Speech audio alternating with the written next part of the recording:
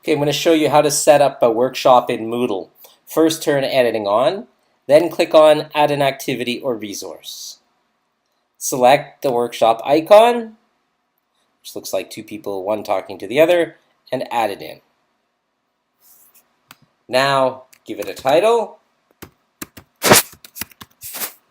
Under Description, I include a copy of the question, the dates and deadlines, and the evaluation criteria.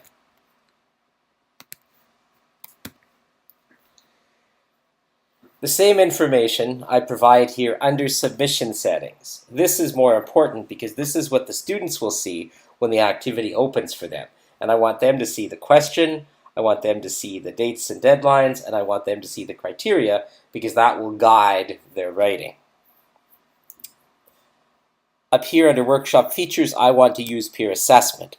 This tab here, I believe, is where you can use sample assessments to help the students when it comes to the peer evaluation stage. Next, I set the marks and I set the deadlines. Under the marks, I use 10 for the paper and 5 for the assessment. And I've set up a separate bin called Workshops just for that purpose. I use a cumulative grading because then the students can make comments on each of the evaluation criteria. For the number of attachments, I set it to be 1, and then because sometimes they have image files in their workshop, I set the limit at a fairly high number of megabytes. For the timing, I usually set the submissions deadline on a Wednesday night at 8 p.m., and then they have 2 more days after that to do their peer evaluation. I see I picked the wrong date for that. I want that to be a Wednesday. There we go. So that's Wednesday at 8 p.m. for the submission. Then they have 2 days after that to do their peer evaluations. Now, under the assessment instructions, I give them the question, dates and deadlines. I give them the criteria for evaluation, and I also tell them how I'm going to evaluate the peer evaluation. I give marks if they make thoughtful comments that are designed to help the author improve, and that they apply the criteria strictly but fairly. So that we paste in here under instructions for assessment.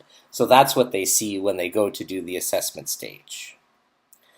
So everything's now ready here. And we could save that.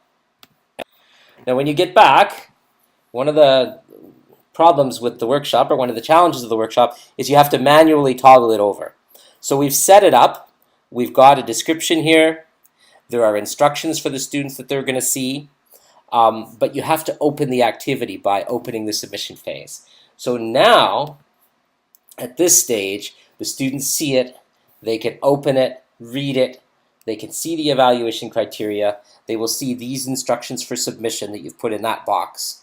And down at the bottom of this, there will be down here a tab for them to submit their work. And they can click on that, they can type into the window, or they can attach a Word document. So here's what it looks like for the student. When they open up that Workshop 13, they see they're in the submission phase. These are the instructions they have. Again, under instruction for submission, I put question, dates and deadlines, and also rubric. Down here at the bottom, they can click on this and start preparing their submission. They have 2 options.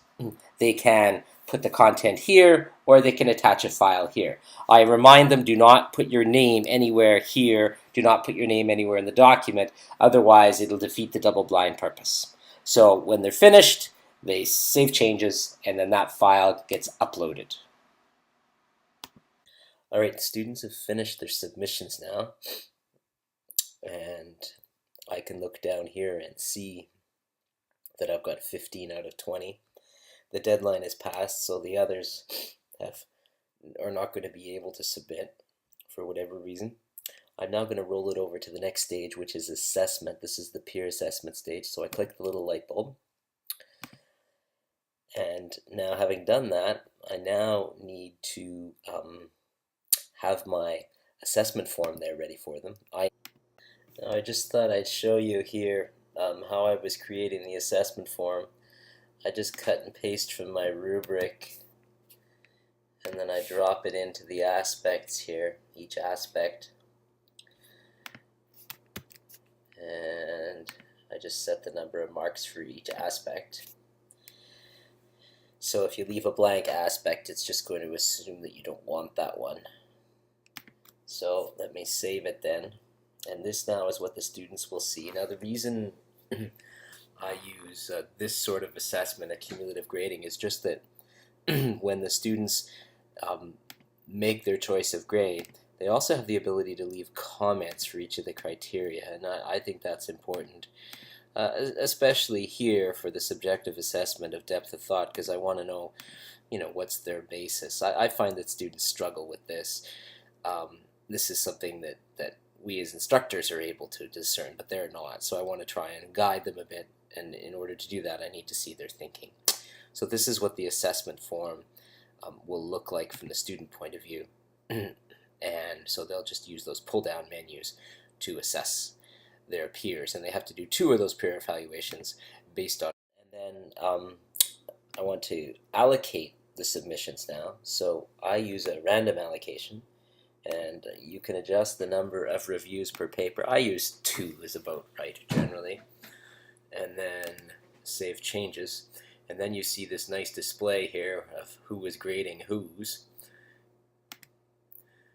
And then when we go back to the workshop, we'll see the display. And so this is the paper.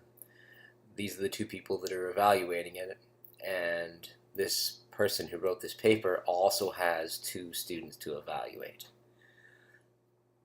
And so we've switched over then to the peer assessment stage. And that's what it looks like. Okay, in the 3rd and final stage of the workshop, the students have now done their peer evaluations. That deadline is passed. You'll see the grades received here and the grades given here. So we see that some people didn't have time to do this yet. At the end of the assessment phase, you click on this to move it over to the conclusion. Now, at this stage, the system will calculate as a grade the average of the 2 grades received from their peers. It gives them a default mark of 5 if they've done both of their peer evaluations.